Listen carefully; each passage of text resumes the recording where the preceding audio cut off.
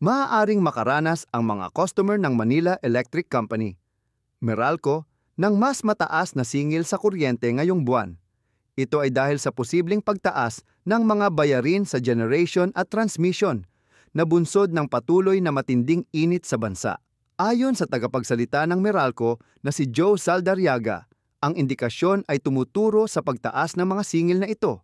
Ang masikip na sitwasyon ng supply ng kuryente ang nagtulak sa pagtaas ng mga presyo sa Wholesale Electricity Spot Market, WESM, noong Marso. Umabot ang average na presyo sa 5 piso at 34 na sentimo kada kilowatt hour, na halos doble sa 2 piso at 73 sentimo kada kilowatt noong Pebrero at pinakamataas sa nakalipas na 7 buwan.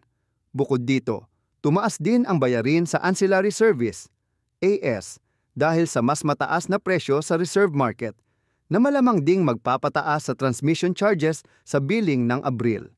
Ang AS ay mahalaga para mapanatili ang katatagan ng pambansang grid. Gayunpaman, umaasa ang Meralco na ang pagsisimula ng pagpapatupad ng refund na inaprubahan ng Energy Regulatory Commission, ERC, ay makakatulong na mapagaan ang posibleng pagtaas sa mga bill ng kanilang mga customer. Ang 19 na piso at 76 na sentimong refund ay ipatutupad sa loob ng 36 na buwan, na katumbas ng bawas na 19 na sentimo kada kilowatt hour para sa mga residential customer. Ang refund na ito ay makikita bilang hiwalay na linya sa mga bill ng kuryente. Bago ito, nagtaas na rin ang Meralco ng singil sa kuryente ng halos 26 na sentimo kada kilowatt oras noong nakaraang buwan.